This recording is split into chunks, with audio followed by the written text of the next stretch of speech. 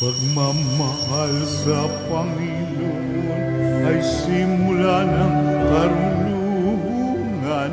Ang kaniyang kapurihay manatili magpakailanman. Purihin ang Panginoon, siya'y ating pasalamatan sa pagsasama at pagtitipon ng kaniyang mga anak. Pagmamahal sa Panginoon ay simula ng karunungan. Ang kaniyang kapurihay manatili magpakailanman. Sa ngalan ng Ama at ng Anak at ng Espiritu Santo. Amen. Ang pagpapala ng ating Panginoong Hesukristo, ang pag-ibig ng Diyos Ama, at ang pakikipagkaisa ng Espiritu Santo naway sumainyong lahat. At sumaiyo rin.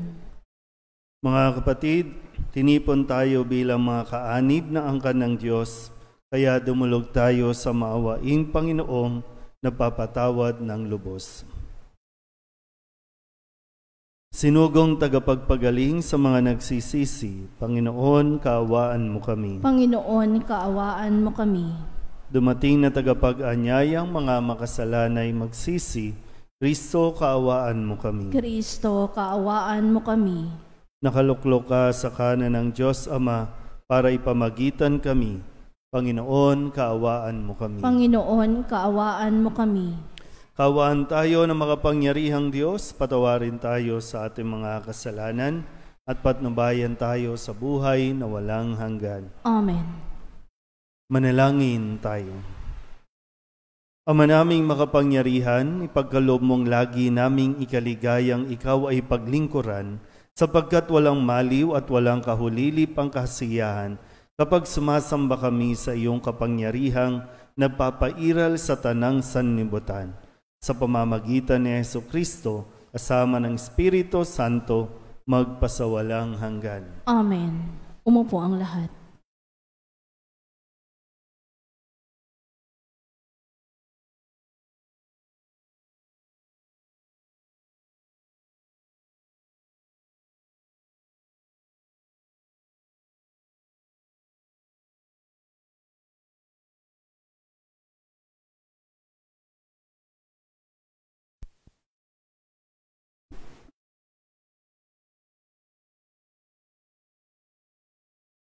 Ang simula ng aklat ng pahayag. Ito ang paghahayag ng Diyos kay Hesukristo at kanya namang inihayag kay Juan na alipin niya sa pamamagitan ng anghel. Ang layo ng paghahayag na ito'y ipabatid sa mga alipin ng Diyos ang mga bagay na malapit nang maganap. Ito ang patotoo ni Juan sa mga nakita niya tungkol sa inihayag ng Diyos at pinatunayan ni Hesukristo. Mapalad ang bumabasa ng aklat na ito, ang mga nakikinig sa hulang inihahayag nito at tumutupad sa nasusulat dito. Sapagkat ang lahat ng ito'y malapit nang maganap. Buhat kay Juan, sa 7 simbahan sa Asya, sumainyo ang pagpapala at kapayapaan mula sa Diyos, Diyos sa kasalukuyan, sa nakaraan, at siyang darating, at mula sa 7 espiritong nasa harap ng kanyang trono. Narinig ko ang Panginoon at sinabi niya sa akin, isulat mo sa anghel ng simbahan sa Efeso. Ito ang ipinasasabi ng may hawak ng 7 bituin sa kanyang kanang kamay at lumalakad sa gitna ng 7 liwanag, 7 ilawang ginto. Nalalaman ko ang mga ginawa mo, ang iyong mga pagpapagal at pagtiyatiyaga. Alam kong namumuhi ka sa masasama. Sinubok mo ang mga nagpanggap na apostol, at napatunayan mo sila'y bulaan. Alam ko ring matyaga ka, nagtiis ng maraming hirap, alang-alang sa akin, at hindi nanlupaypay. Ngunit ito ang ipinagdaramdam ko sa iyo, nanlalamig ka sa akin, hindi mo na ako mahal, tulad ng dati.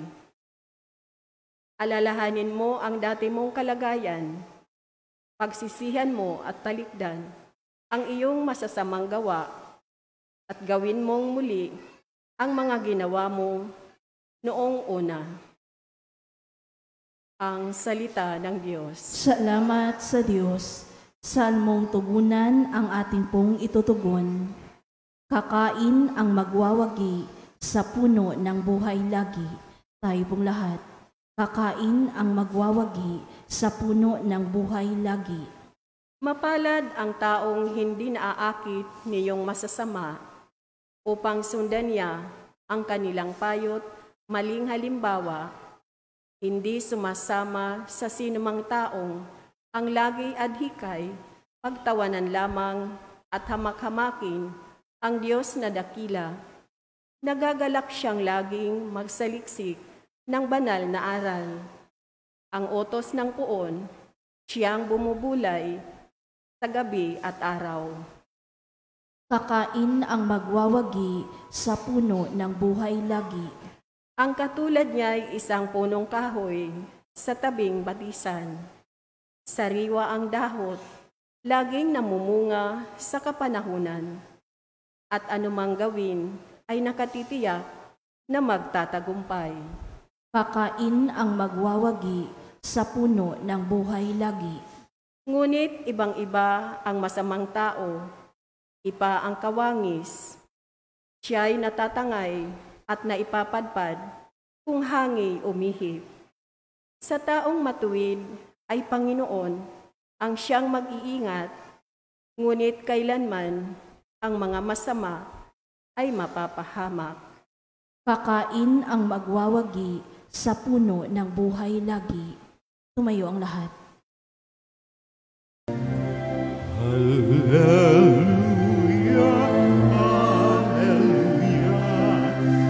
Wikain mo, poon nakikinig ako sa iyong mga salita.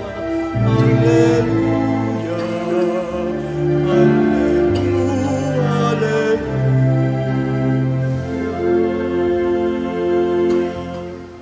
Sumainyo ang Panginoon. At sumaiyo rin. Ang mabuting balita ng Panginoon ayon kay San Lucas. Papuri sa iyo, Panginoon.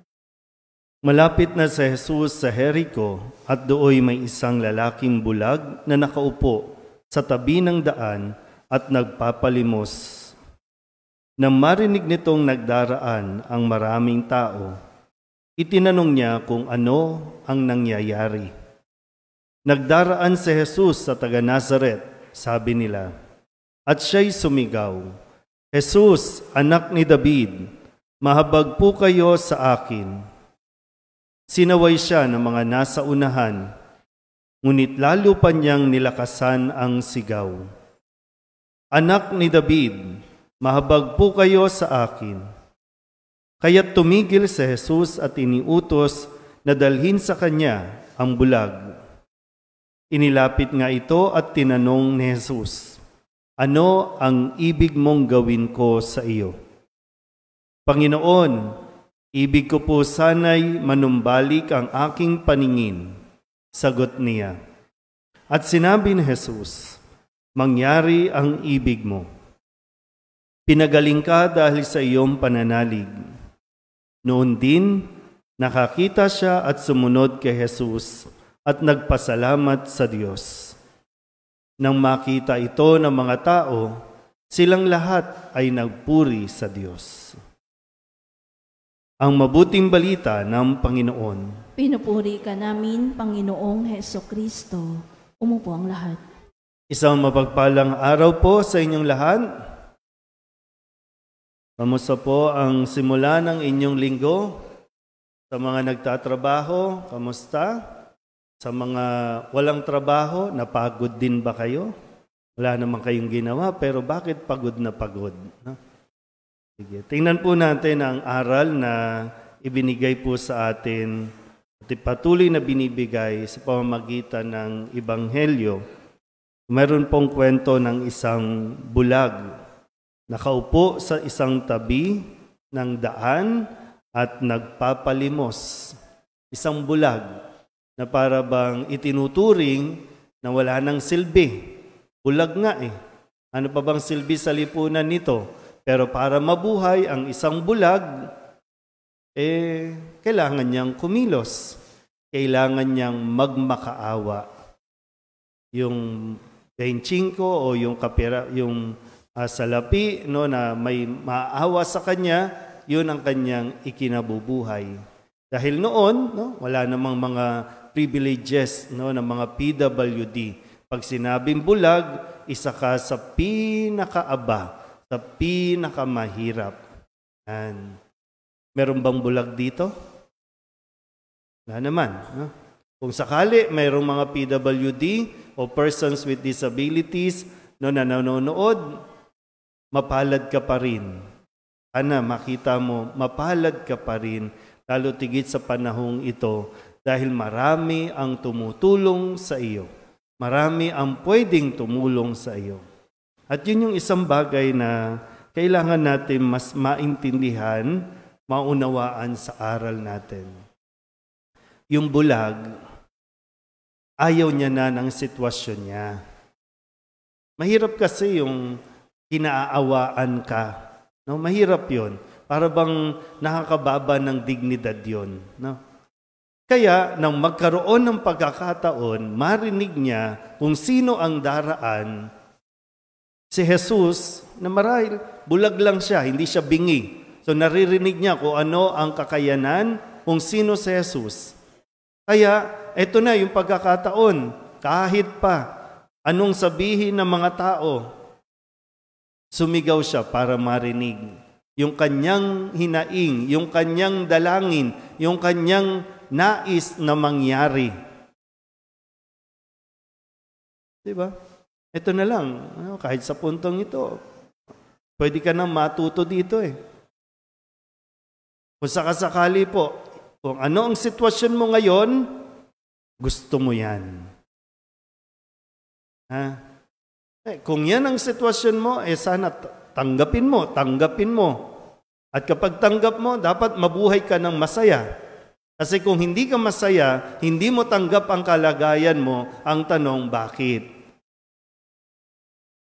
Bakit wala kang ginagawa? Kasi dapat mayroon.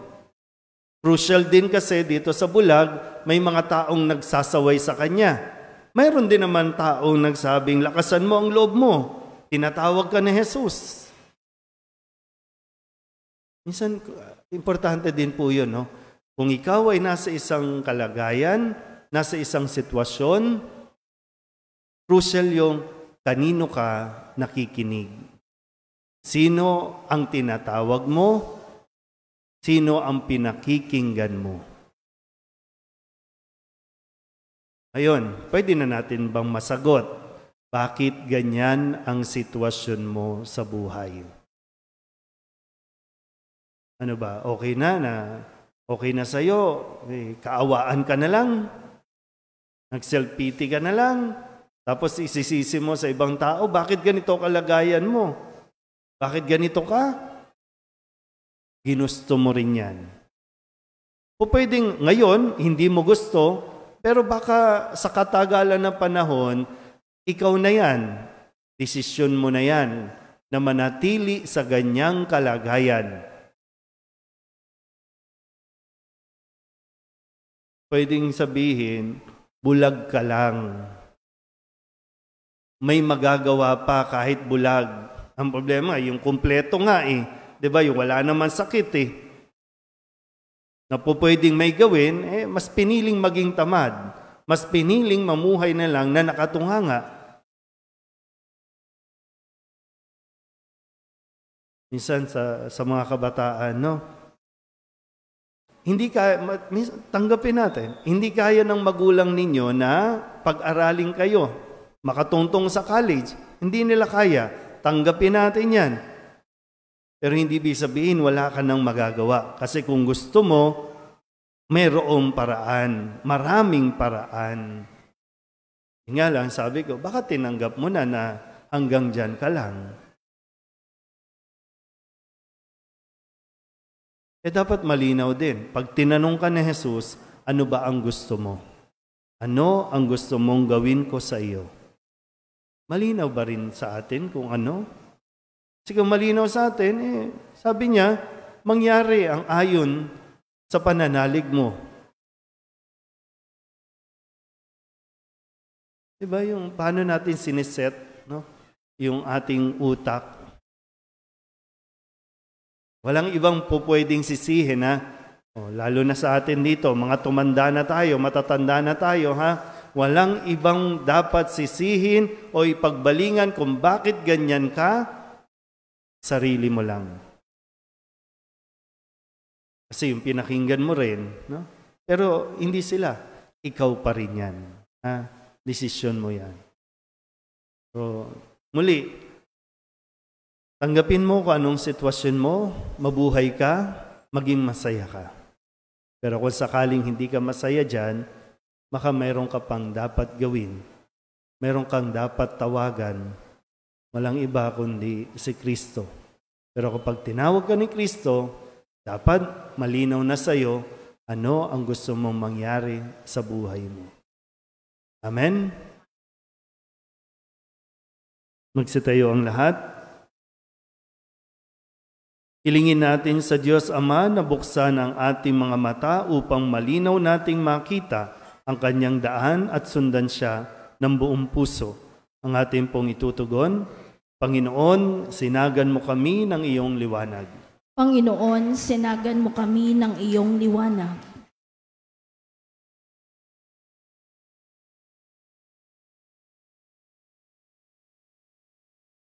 Ang mga pinuno ng simbahan, sa pamamagitan ng kanilang huwarang pamumuhay, naway maipakita sa atin ang daan patungo sa kaharian ng Diyos Amang nasa langit.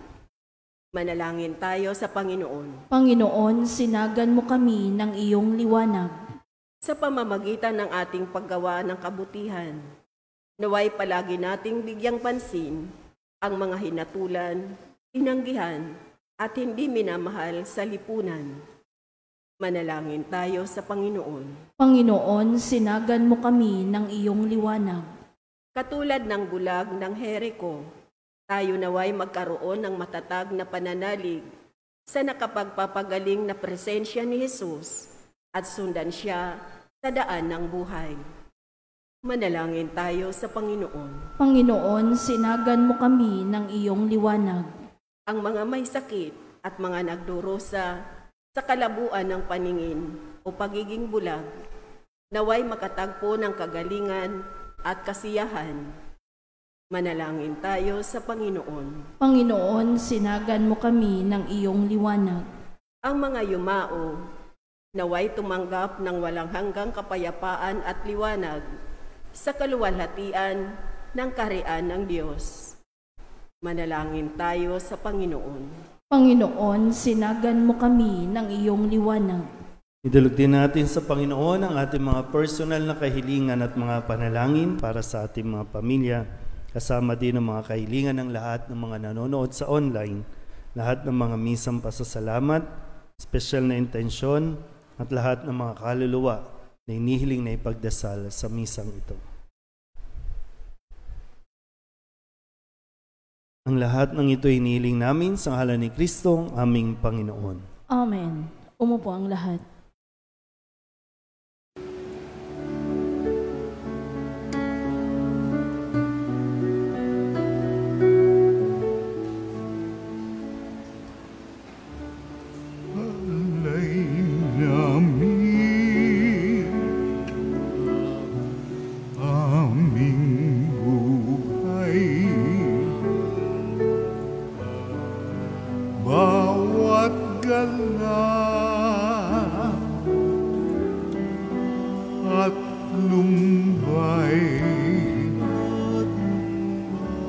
Bawat pangarap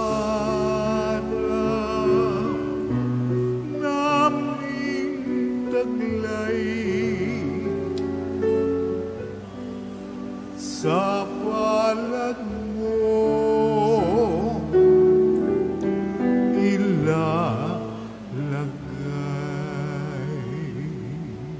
Manalangin kayo mga kapatid upang paghahain natin ang kalugdan ng Diyos amang makapangyarihan.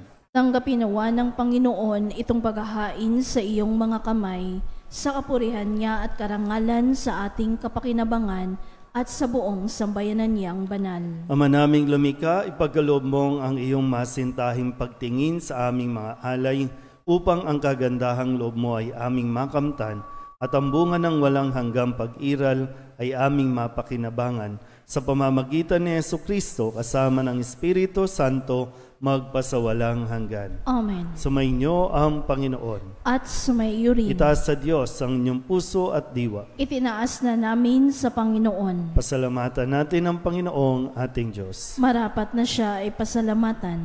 Ama naming makapangyarihan, tunay ngang marapat na ikaw ay aming pasalamatan. Sa iyong paglingap at kagandahang loob, ang tao'y nilikha mo at pinangangasiwa sa sansinukom. Sa hangad mong siya'y iwastong lubos, siya'y pinagdusa mo sa kanyang pagtalikod. Sa iyong paggiliw, iyong ipinahintulot na makabalik siya sa pamamagitan ni Kristo Jesus. Kaya kaysa ng mga anghel na nagsisiawit ng papuri sa iyo, nang walang humpay sa kalangitan, kami nagbubunyi sa iyong kadakilaan.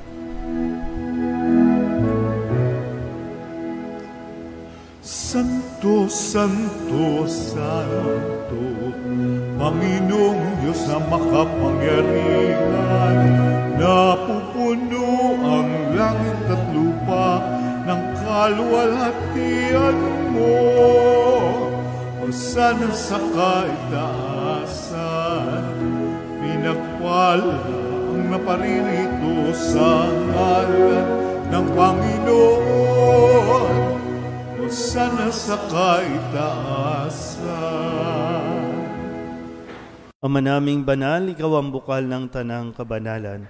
Kaya't sa pamamagitan ng iyong Espiritu, gawin mong banal ang kaloob na ito upang para sa aming maging katawan at dugo ng aming Panginoong Hesukristo.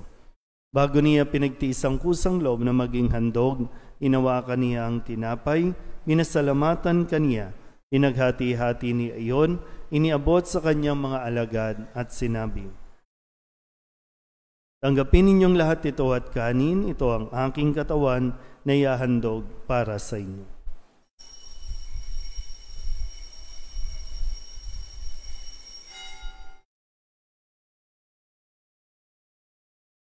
Gayun din naman nung matapos ang hapunan, hinawakan niya ang kalis, muli kaniyang pinasalamatan.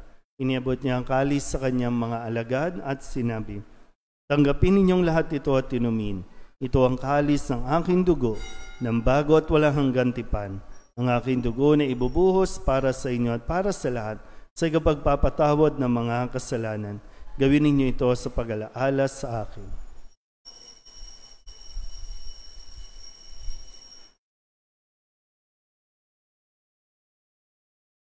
Ipagbunyi natin ang misteryo ng pananampalataya. Si Kristo'y namatay, si Kristo'y nabuhay, si Kristo'y babalik sa wakas ng panahon. Ama, ginagawa namin ngayon ang pag-alaala sa pagkamatay at muling pagkabuhay ng iyong anak, kaya tiniaalay namin sa iyo ang tinapay na nagbibigay buhay at ang kalis na nagkakaloob ng kaligtasan. Kami napapasalamat dahil kami iyong minarapat na tumayo sa harap mo para maglingkod sa iyo. Isinasamo namin kami magsasalo-salo sa katawan at dugo ni Kristo ay mabuklod sa pagkakaisa sa pamamagitan ng Espiritu Santo. Ama, lingapin mo ang iyong simbahang laganap sa buong daigdig. Puspusin mo kami sa pag-ibig kay San Francisco na aming Papa at ni Jose na aming Obispo at ng Tanang Kaparian. Alalahanin mo rin ang mga kapatid naming nahimlay na may pag-asang sila'y muling mabubuhay. Gayon din ang lahat ng mga pumanaw.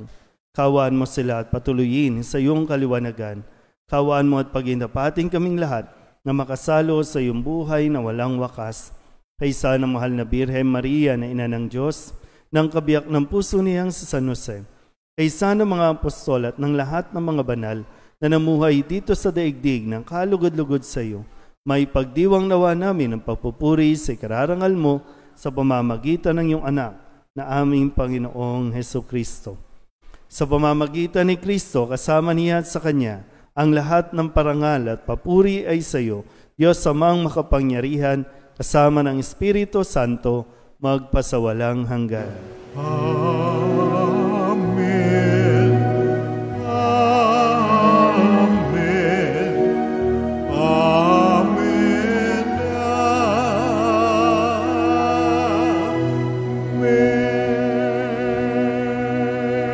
Amen. Buong kababaan, loob tayong tumawag sa ating Panginoon ng Ama namin.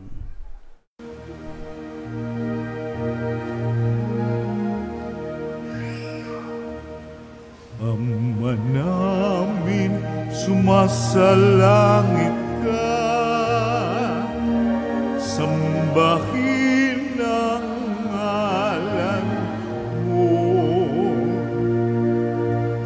Mapasa amin ang kaharian mo, sundin lang loob mo. Dito sa lupa para ng sa langit, bigyan mo kami ngayon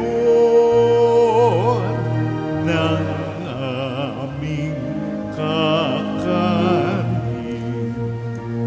Sa araw-araw at patawarin mo kami sa aming mga sala para ng pagpapatawad namin sa nagkakasala sa amin. At huwag mo kaming ipahintulog sa tukso at iadya mo kami sa lahat ng masama.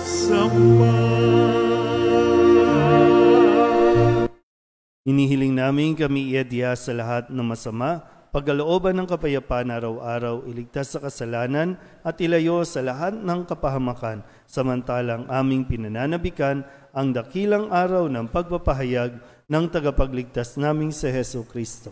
Sapagkat iyo ang kaharian at ang kapangyarihan at ang kapurihan magpakailanman. Amen. Panginoong Hesukristo, sinabi mo sa iyong mga apostol, kapayapaan ang iniiwan ko sa inyo, aking kapayapaan ang binibigay ko sa inyo. Tunghayan mo ang aming pananampalataya at huwag ang aming mga pagkakasala.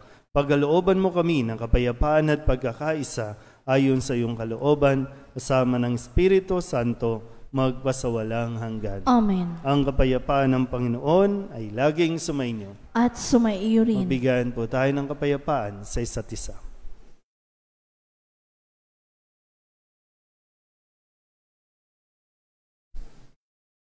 Kordero ng Diyos na nag-aalis ng mga kasalanan ng sanlibutan, maawa ka sa amin. Kordero ng Diyos na nag-aalis ng mga kasalanan ng sanlibutan, maawa ka sa amin. Kordero ng Diyos na nag-aalis ng mga kasalanan ng sanlibutan, ipagkaloob mo sa amin ang kapayapaan. Lumuhod ang lahat. Ito ang kordero ng Diyos. Ito ang nag-aalis ng kasalanan ng sanlibutan. Mapalad ang mga inaanyayahan sa kanyang piging. Panginoon, hindi ako karapat-dapat na magpatuloy sa iyo, ngunit sa isang salita mo lamang ay gagaling na ako. Katawan ni Kristo. Amen.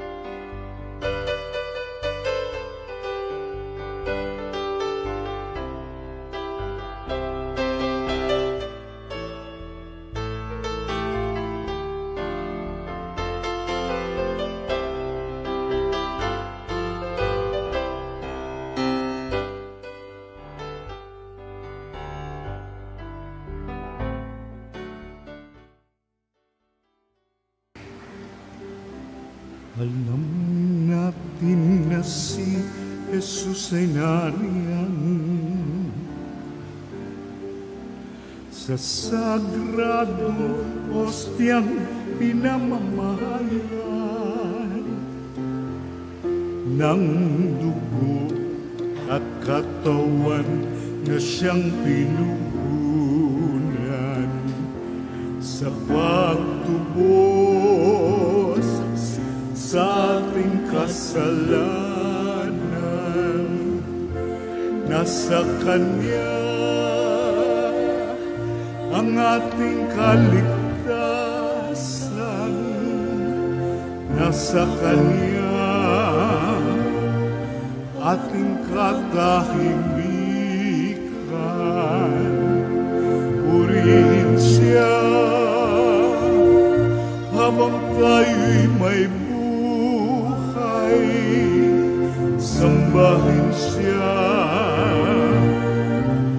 magpakailanman.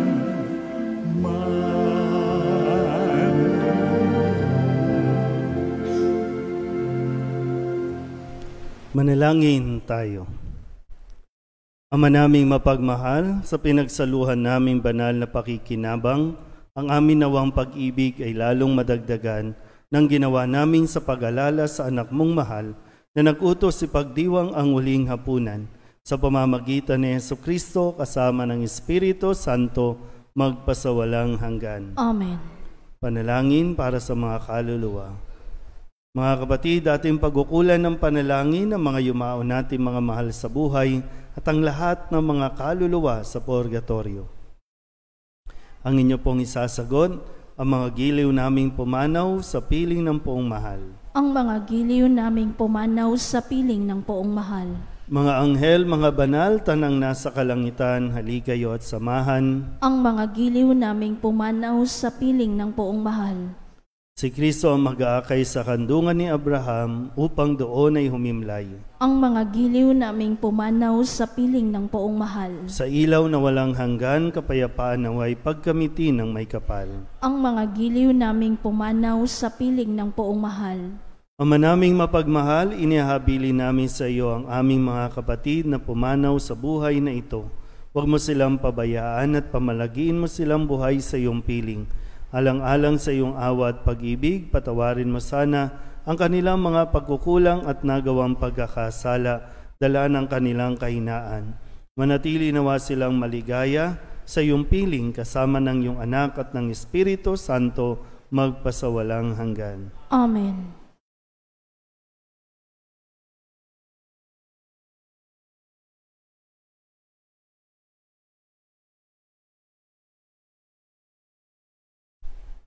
Kapayapaan kailanman ang igawad ng may kapal sa mga yumaong ating mahal. Sila nawa ay silayan ng ilaw na walang hanggan. Sumainyo ang Panginoon At sumaiyo rin. at pagpalain kayo ng makapangyarihang Diyos, Ama at Anak at Espiritu Santo. Amen. Tapos ang banal na misa, humayo tayo sa kapayapaan ni Kristo. Salamat sa Diyos. Magandang araw po. Magandang araw.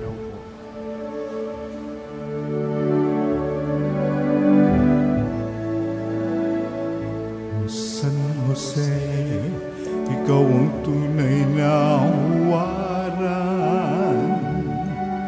ng pag-ibig, katapatan na kabanalan. O San Jose, sa iyo'y nananalangin, ang samo namin sa iyo naway kain mo kami, ang bayan mong nangangarap. Gabayan mo po ang aming pagsisikap upang kaming lahat maging karapat-dapat kay Jesus, yung sinisintang anak. Akain mo kami, ang bayan mong nangangarap. Gabayan mo po ang aming pagsisikap